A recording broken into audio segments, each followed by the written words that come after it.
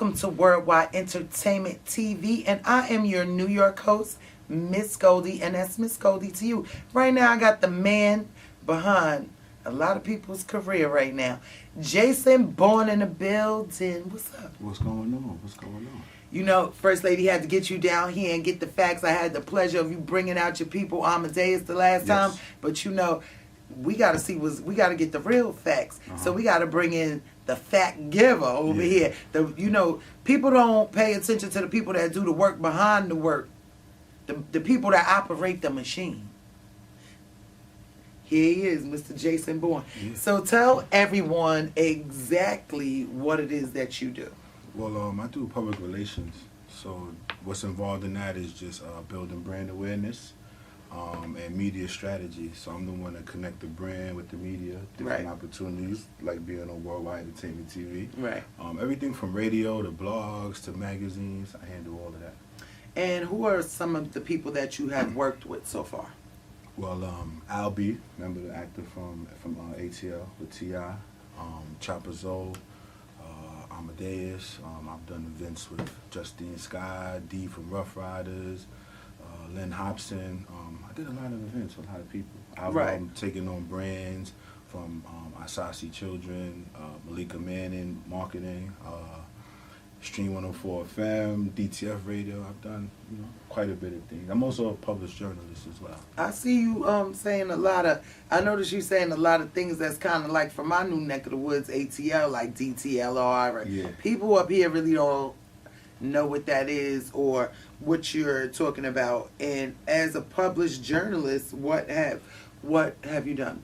I've had the opportunity to get articles and interviews published in print magazines, which is for me is an honor. I grew up reading everything from Right On to XXL to The Source, so being able to see my words in print is an honor. So I've written for a lot of publications. And that's amazing. Did you know at the time when you were reading all of this stuff that's what you wanted to do? No, man. I remember. It's funny because my brother, when we were in high school, he would get like every magazine as soon as it came out. So we'd like be at the lunch table in high school. He'd be reading all these magazines. He was a big Tupac fan. He's like hardcore, the golden era of hip hop. So he'd read all of them, and I was into the music. I was familiar with the publications. Of course, I checked for Who Got 5 Bikes and hip hop quotables, but I didn't really know that this would be my path in life. Right, you didn't know you was educating yourself on the writings and the keeping up on the trends. That's why I asked you, did you, like when you was reading that stuff, did you know that this was the field you was going to go into? But it piqued your interest evidently from young. So, you probably wasn't aware of that these people was publicists or these people was writing. I'm just reading this magazine. You're not really thinking about who wrote the article. Nope. You just think about, this is good. This is some good information. Or these pictures is nice. Nobody really thinks about who went and found that story. Yep. And, I really didn't think about it until I started entering into the arena of journalism and media and publications. I really wasn't aware of who goes and finds those stories, who put those stories together.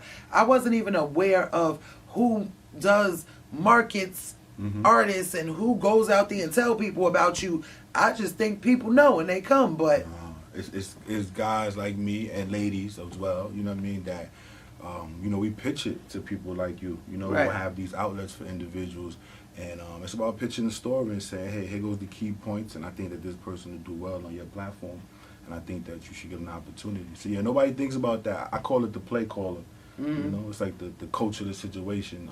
Everything, like you said, from finding the story to, actually approving that it goes out that way. A lot of times you may write a feature article on someone, and their publicist has to approve that this can get printed, because ultimately, we are responsible for the image, and the brand and the public's understanding of it, connecting the dots.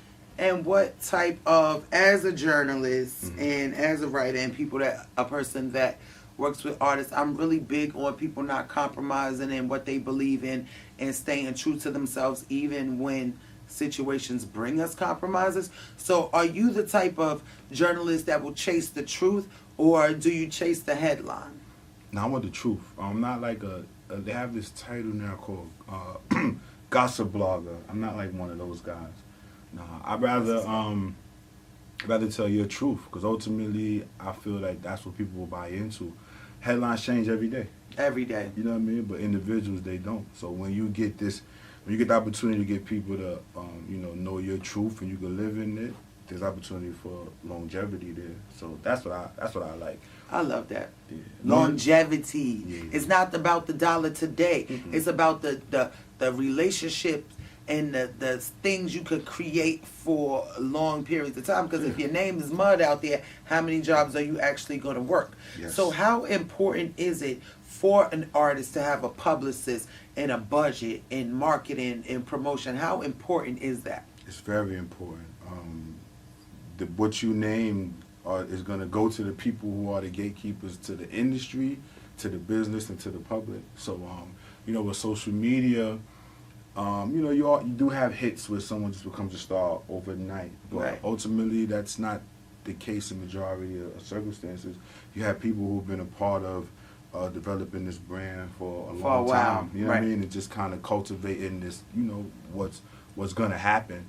So that's super important. I always tell artists to start with the music, get the quality together, and then have a vision for what you want your brand to look to like. stand for. Right. Because you have to put something out to the people that personifies what you are about. You know what I Right. mean? I can't take I won't take someone from the inner city and turn them into a skateboarder. You know what I mean? You want them to live their truth. You want to fit their you want to Yeah. fit their ideology of what their vision is and what they're trying to do and put together. So if an artist needed your services, how would they reach out to you, and what type of people do you service? I service anyone, man, from established to up and comers. I'm always outside. That's like my go-to phrase, catch me outside. It's my motto. But online, I'm a personable individual, you know what I mean? Very approachable. For me, what has worked over the years is word of mouth. Right. Referrals. People say, hey, you know what? That guy's kind of cool, Right. I see him, and every time I see him, he has a positive energy, and he's just working hard. Right. So That's what made me notice you and say, hey, this is a guy that I would definitely want on my team. And I also follow you on social media and see the good advice that you give to artists, and you basically give the truth. I appreciate you saying that. I get mixed reviews at times over it, Because sometimes it's like you're angry at some point, but I can understand you're angry, but it's just like you trying to get that information out there. Like, come on, what are y'all doing? Like, get it together. Like, I'm like never angry. I wake up in the morning, these are my thoughts, and I share it with people because I know that that's what they could be thinking.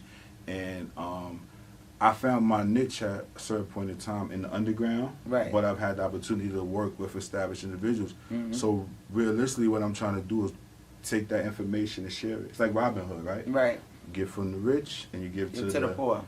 So that's really what I'm sharing, Right. and I'm trying to be honest with them. Information. Yeah, because it's a recipe for success. So I don't like It's to the let key. anyone think that you're gonna be able to half step it, because you're not. And when you get around the business long enough, you see it. You in the business, you know it. People will say, "Hey, I knew so and so 17 years." So today is a phone call away. But if you haven't carried yourself with a certain respect and displayed a certain work ethic, you won't be around for those 17 Right. years that it Well, takes to develop that relationship. Right. To be one phone call away. So that's Right. how I look at it. So that's what's up. So tell everyone where they can find you at.